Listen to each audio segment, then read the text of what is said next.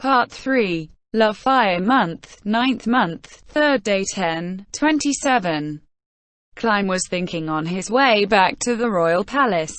He thought about the battle he had fought with Gazef that morning, replaying the fight in his mind over and over again and considering how to fight with greater skill. What tactics will I try if I get another chance, he thought.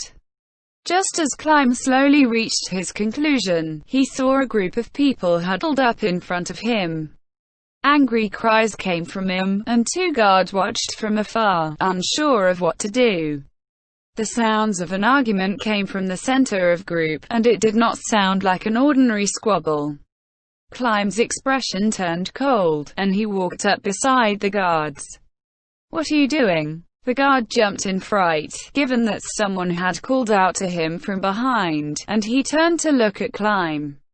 The man wore a chain shirt and carried a spear. He wore a surcoat emblazoned with the kingdom's crest on top of the chain shirt. This was the standard uniform of the average guard in the kingdom, but Climb could sense that neither of the people in front of him was well trained. To begin with, neither of them had honed physiques. For that matter, they were also unshaven and their chain shirts had not been polished. A faint air of grime hung about them and they seemed quite slovenly in overall appearance. "You are." Climb was younger than himself, so the guard responded to him with a tone that was a mix of bafflement and annoyance. "I'm off duty at the moment." Confusion spread across the guard's face as he heard Climb's staunchly insistent voice. Perhaps it was because he radiated an aura of superiority despite being younger than them. The guards seemed to have concluded that they could not go wrong by taking a submissive posture, and they straightened up. "Seems to be a civilian disturbance." Climb resisted the urge to castigate them by saying, "I knew that already." Unlike the palace guards, the guards who patrolled the city were drawn from the civilian populace and were not well trained. In truth, they were merely civilians who knew how to use weapons. Climb turned his eyes from the nervous guards to the crowd. It would be quicker to settle the matter in person than wait for them to do anything. While poking his nose into guard business might be considered an overstepping of his authority, he would not be able to face his beloved mistress if he simply stood by while a citizen was being ill-treated. "You wait here." Without waiting for their reply, Climb firmed up his resolve and pushed into the crowd, forcefully thrusting his body in. While there were spaces between each person, he was unable to get through. No, it would not be normal for anyone to be able to do it. He was nearly shoved back out, but he struggled to shove his way forward. This was when he heard a voice from the center of the crowd. "Begone." "Ah, the fuck you say, old man?" "I'll say it again, begone." "Damn geezer." This was bad. Those thugs were not satisfied with the beating they had administered. Now they wanted to strike an old man as well. Climb's face flushed red as he desperately shoved his way forward, and when he got through the crowd, he saw the figure of an old man before him. He was surrounded by a group of younger men. At their feet was a boy who had been beaten so badly he looked like a crumpled rag. The old man was elegantly dressed, and gave off the feeling of being nobility or the servant of nobility. The men surrounding him were muscular and looked drunk. The villainous side was apparent at a glance. One of the men, the one who looked the most muscular, clenched his fist. Compared to him, the old man seemed far inferior, be it in the sturdiness of their bodies, the bulging of their muscles, or their bloodthirsty brutality. Surely the younger man could easily send the old man flying with but a swing of his fist. The people around them realized this, and gasped in horror at the tragedy which was about to befall the old man. Amidst all this, only Climb felt that something was strange. Indeed, the younger man looked stronger. Yet, Climb could sense an aura of absolute power coming from the old man. He froze for a moment, and lost his chance to curb the younger man's violence. The man raised his fist. and then he collapsed limply to the ground. The people around Climb exclaimed in shock. It would seem that the old man had made a fist and struck the other man square on his chin, at incredible speed. Even Climb's honed vision could barely keep up with the swiftness of that blow. "Do you still wish to fight?" The old man directed this calm and grave question at the remaining men. The combination of his inscrutable exterior and his calm tone broke through the men's drunkenness. No, even the people around them had been frightened by his presence. The men had lost all will to fight.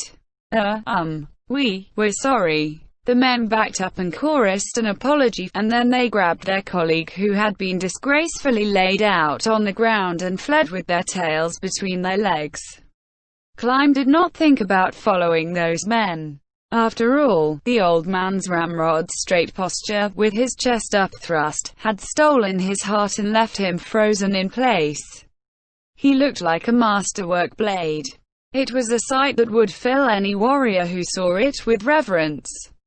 Small wonder that he could not move. The old man patted the fallen boy's back, as though examining his wounds, and then he ordered a passerby to get the boy to treatment before striding off. The crowd cleared a path for the old man to walk. Everyone's eyes were fixed on his back, such was the allure of the old man's presence. Climb hurried over to the fallen boy and then took out the potion Gazef had given him after their trying session. "Can you drink this?" There was no answer. He had fainted dead away. Sim opened the bottle and poured the liquid on the boy's body. Many people believed that potions had to be drunk, but the fact was that it would work even when splashed on the flesh. Magic was truly great. The boy's skin seemed to absorb the liquid as it disappeared into his body, and the color returned to the boy's face. Climb nodded in relief. As the crowd realized Climb had just used an expensive item like that potion, they were every bit as awed by him as they were by the old man's preternatural skill. Climb did not regret using the potion. Having taken the people's taxes, it was only natural that he, as one who lived on said taxes, should protect them and maintain public order. He felt that he ought to be able to do that much, even if he could not defend the people. The boy ought to be all right now that Climb had given him the potion, but it would be best for him to go to the temple just to be safe. He looked to the guards standing by and noticed that the pair had become a trio. Apparently someone had arrived late. The crowd had been tossing critical glances at the guards ever since just now. Climb addressed a very uncomfortable-looking guard. "Take this boy to the temple." "What happened to him?" "Someone assaulted him. I've already used a healing potion on him, so he should be all right, but I hope you'll take him to the temple for a checkup, for safety's sake." "Yes. Understood." After handing the cleanup to the guards, Climb concluded that there was nothing left for him to do here. As the soldier assigned to the palace, it would be better not to interfere in the matters of other places. "Can I trouble you to question any eyewitnesses about the details of what happened here?" "Understood. Then I'll leave the rest to you." Climb noted that the guards seemed to have gained confidence and moved more quickly upon receiving their orders. He ran ahead without another word. "Where are you going?" one of the guards called, but Climb ignored him. He only slowed down when he reached the corner which the old man had taken. After that, he began trailing the old man.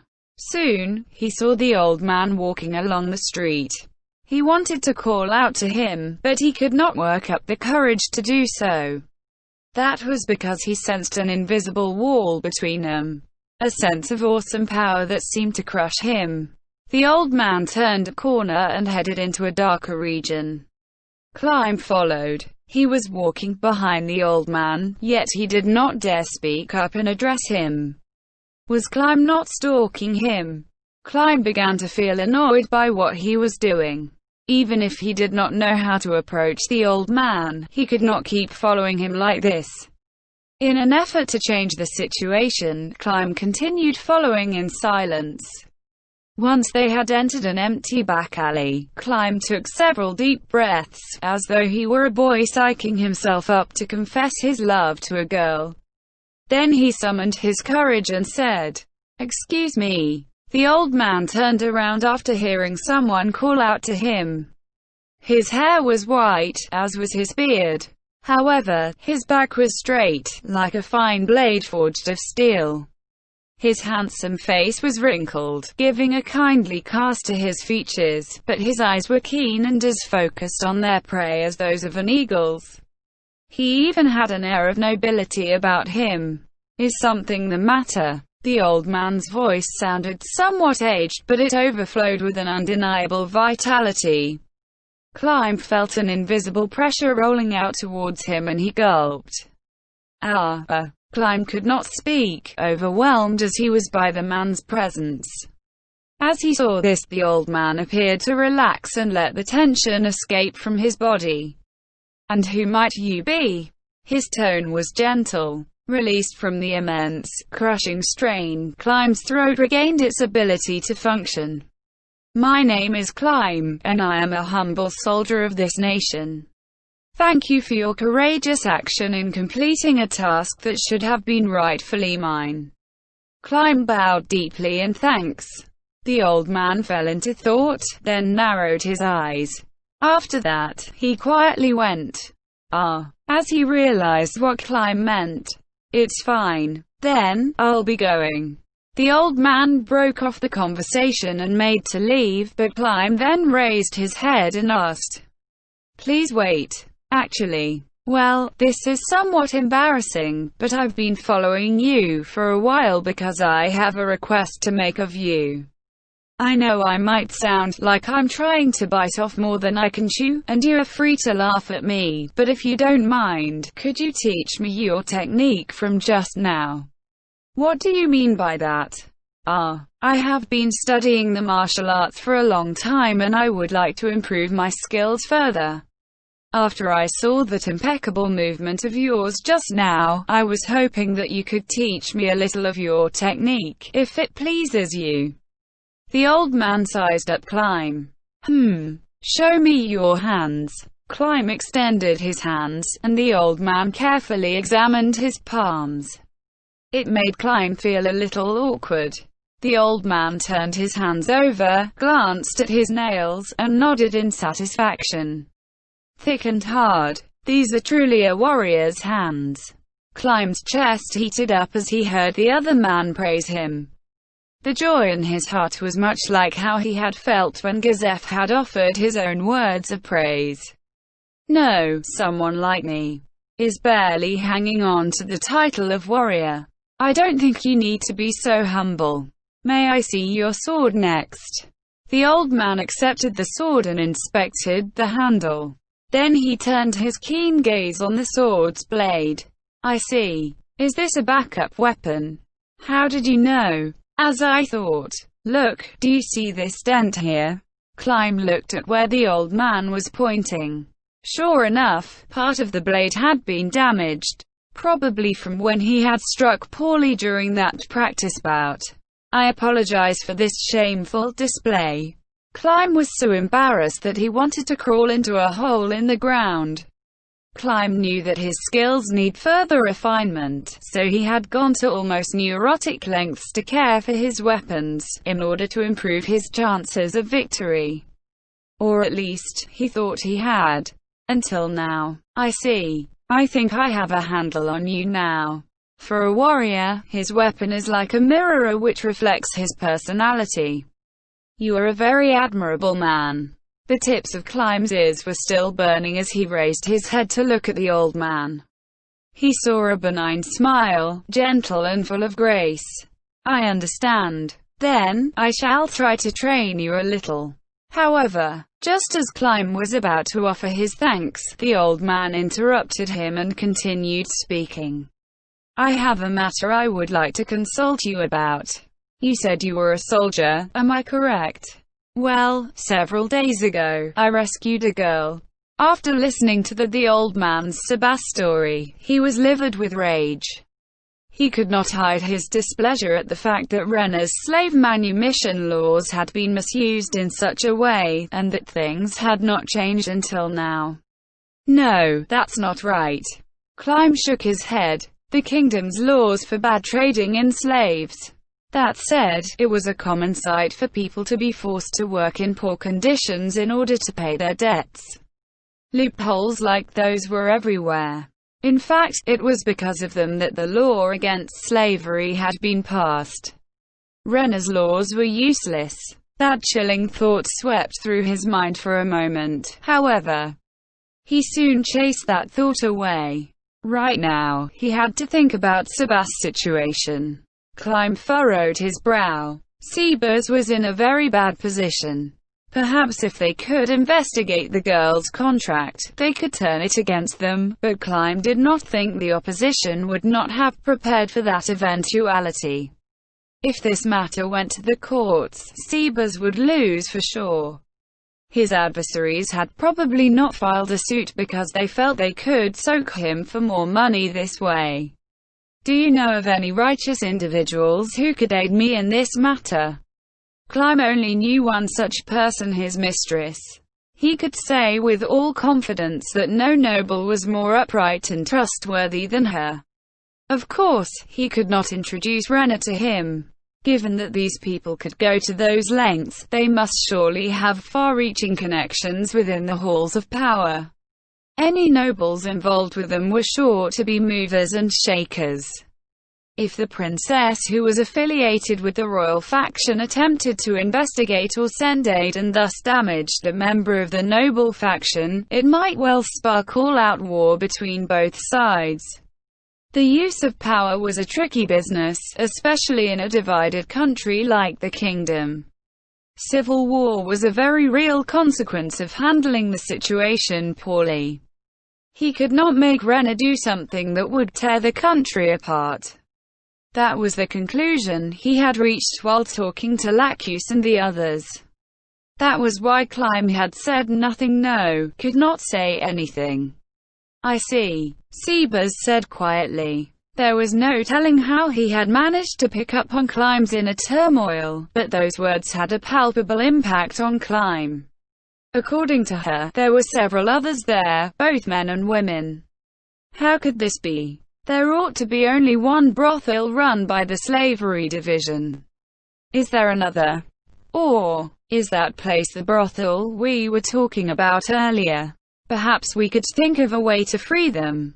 I have to ask my liege first, but given that my liege controls a domain, if we could let those people escape there. Can you do it? Does that mean she could take shelter there too? Forgive me, Sebas-sama. I will need to clear that with my liege as well. However, my liege is big-hearted. I don't think there'll be a problem. Oh, your liege must be an amazing person if you hold him in such high regard. Climb nodded deeply in response to Sebas. Indeed, there was no greater mistress than Rena. Let's move on to another topic. What would happen if there was evidence that this brothel violated the law? For instance, if they were proven to be involved in the slave trade. Would this evidence be destroyed as well? The possibility does exist, but once the relevant information is taken to the proper authorities. I hope the kingdom has not decayed to that extent yet. I understand. Then, another question, if you please. Why do you want to become stronger? Climb squeaked. That was only to be expected, given that this topic change was more drastic than the last. You just said that you wanted me to train you. I trust you, but I would also like to know why you wish to become stronger. Climb narrowed his eyes at Sebas' question. Why did he want to become stronger? Climb had been an abandoned child. He had not even seen the faces of his parents. That was not an unusual occurrence in the kingdom. Orphans dying in the mud was hardly big news. Climb had originally been fated to die in such a way on that rainy day. And then on that day, Climb had seen the sun. He, a being who could only crawl amidst the muck and filth, had been deeply entranced by that gross incandescence. As a child, he had only felt admiration. But as he grew older, that feeling inside him grew ever more unshakable. It was love. He had to quash that emotion. It was a miracle, of the kinds which the bards sang in the heroic sagas. It could not possibly take place in real life. Just as no man could touch the sun, Clime's feeling would not be able to reach her. No, he could not do so. The woman whom Clime loved so deeply was destined to be someone else's bride. As a princess, she could not belong to someone like Clime, whose origins were unclear, and who was even lower than a commoner. If the king passed away, the first prince would inherit the throne, and Rena would be married off to one of the great nobles. In all likelihood, the prince had already arranged something like this with one of them. She might even be sent to another country as part of a political marriage. The fact that Rena, who was of marriageable age, was still single and had no fiancé was quite surprising. Their time together was so precious that he would pay any price to halt the march of the clock's hands, just so he could preserve these golden moments forever. If he did not spend his time on Traring, he could enjoy more of these moments. Clime had no talent. He was a mere man. Through repeated practice, he had become quite strong for a mere soldier. Then, should he not be content with that? Should he not stop Traring, stay by Rena's side and not waste their brief time together? But would that really be a good thing? Clime admired that sun-like brilliance. It was not a lie, and neither was he mistaken. It was Clime's sincere wish. However, it's because I'm a man. Clime smiled. Indeed, Clime wanted to stand by Rena's side. The sun shone brilliantly in the sky, and a mere man could not hope to reach it. Even so, Clime wanted to climb the highest peaks in order to get as close to it as he could. He did not want to merely admire and praise the sun from afar. This was a young man's feeble wish, but at the same time, it was a wish that perfectly fitted a young man. He wanted to become a man worthy of being joined to the woman he admired, even if their union could never be. He could endure his friendless life, his harsh Traring, and his labors which took away from his sleep because of his wish. Let others laugh at him for his foolishness. After all, they could not understand how he felt unless they truly loved someone. Sebas narrowed his eyes as he studied Clime. There was a stern look on his face, as though he were trying to decipher the compressed subtleties of Clime's simple reply. Then, he nodded. After hearing your answer, I have decided how to train you. Just as Clime was about to offer his thanks, Sebas' outstretched hand stopped him. However, and I pray you will forgive my bluntness, you have no talent. Proper Traring will take a very long time. However, I do not have that time. I wish to train you in a way that will show results quickly, but it will be an arduous process. Clime gulped again. The look in Sebas' eyes sent a chill down Clime's spine. Those eyes were filled with unbelievable power, exceeding the spiritual pressure which Gazef exerted when serious. Thus, he could not respond right away. Frankly speaking, you might die. He was not joking. Clime's instincts told him that much. Clime did not fear death, but he wanted to die for Rena. He did not want to throw his life away for a selfish reason. He was not a coward. No, perhaps he might be very craven. Clime gulped once more, and froze. Silence filled the surroundings for a while, and he could even hear the clamor from the distance. Whether or not you die depends on your attitude. If there is something important to you, something which makes you want to live, even if it is only to scrabble along the ground, then it ought to be fine. Was he not going to teach him martial arts? That question surfaced in Clime's mind, but that was not the question now. He pondered the meaning of Sebas' words, made sure he understood it, and then gave his response. I am prepared for it. I leave the rest to you. Do you believe you will die? Clime shook his head. He did not. That was because Climb would forever have his reason, one which would keep him clinging to life even if he had to do so by crawling like a worm. Seabuzz looked into Climb's eyes, as though diving his intentions through them. Then he nodded heavily. I understand. Then, we shall begin here. Right here? Yes. It will be quick. A few minutes will do. Please draw your sword. What's he going to do? Climb drew his sword as asked. His heart was a blend of uneasiness and confusion about the unknown, with faint underpinnings of curiosity and expectation. The sound of the sword leaving its sheath echoed through the cramped alley. Climb braced his weapon in a middle stance, and Sebastian's eyes were fixed on him. Here I come. Please try and remain conscious. And in the next moment, it felt as though icy razors had exploded forth in all directions from Seabuzz. Climb could no longer speak. Seabuzz now stood at the heart of a vortex of murderous intent. This bloodlust felt like it could crush Climb's heart in an instant, and it seemed almost visible as it washed over him like a tsunami. Somewhere in the distance, he could hear the scream of a soul being pulverized. It felt close to his side, yet far away, and perhaps the voice might even have been his own. As the obsidian flow of killing intent swept him away, Climb felt his consciousness slowly bleaching away into whiteness. This overwhelming terror made his body want to abandon his mind, which was carried away by the wave that swamped him. Is that all, man? That was only a warm-up. Sebastian's disappointed voice seemed abnormally loud through the depths of Climb's fading consciousness. The meaning of those words pierced Climb deeper than any blade. It even made him forget the fear before him for a moment. His heart pounded heavily in his chest. Who are? Climb gasped. He was terrified. He wanted to run, but he fought the urge to do so, even as the tears streamed down his cheeks.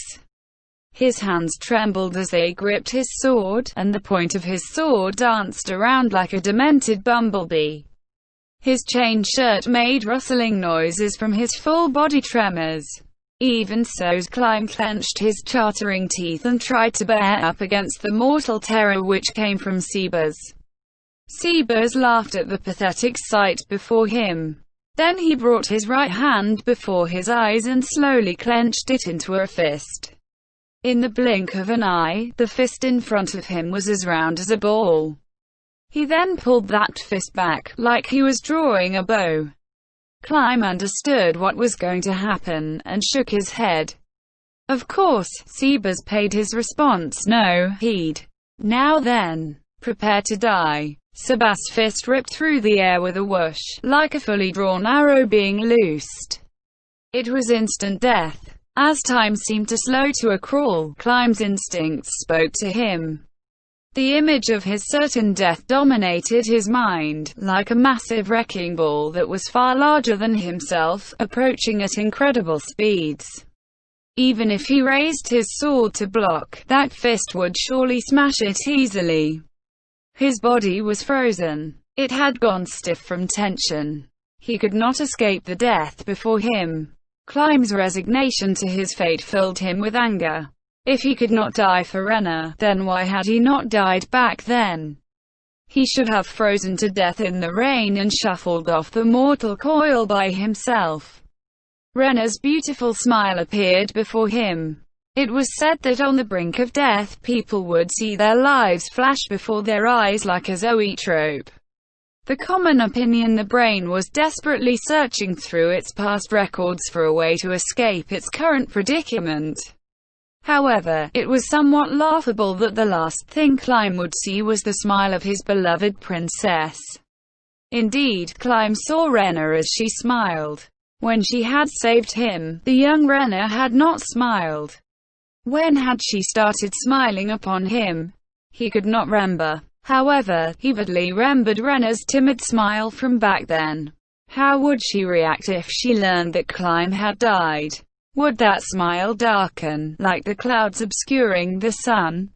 Are you kidding me? A blaze of anger roared up within Climb's heart. She had picked up the life of his that had been thrown away along the roadside. That would mean his life was no longer his own. He lived for Rena, to grant her joy, however minuscule it might be. Isn't there any way I can get out of this?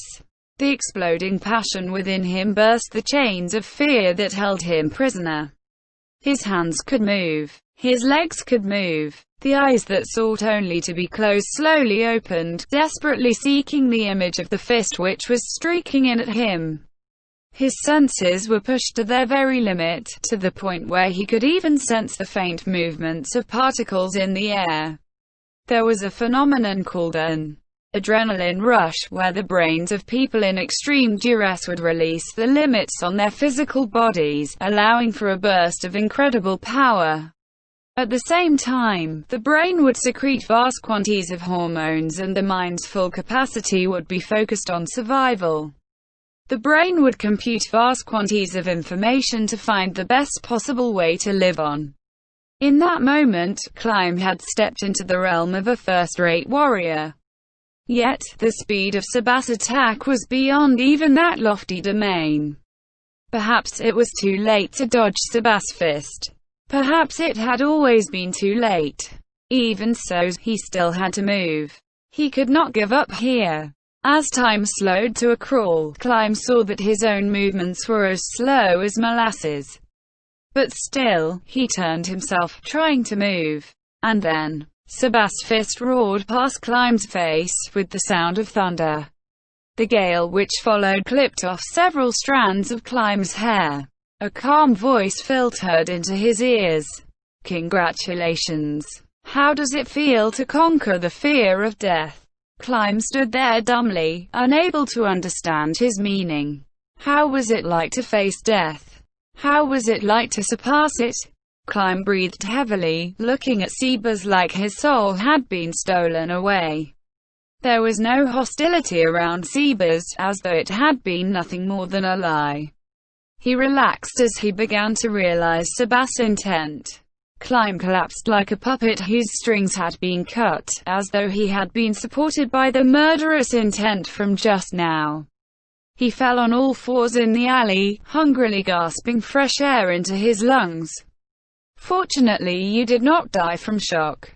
These things happen when one is so certain of one's death that one gives up the will to live. There was a bitter taste in the depths of Climb's throat. He was certain that it was the taste of death. If you repeat this a few more times, I am sure you will be able to overcome ordinary fear. However, one thing you must know is that fear triggers the survival instinct. If you are numb to that sense, then you will be unable to feel even clear and present danger. You must be able to clearly tell when a true threat approaches. Forgive me for prying, but what kind of man are you? Climb groaned from his place on the ground. What do you mean? That killing intent was not normal.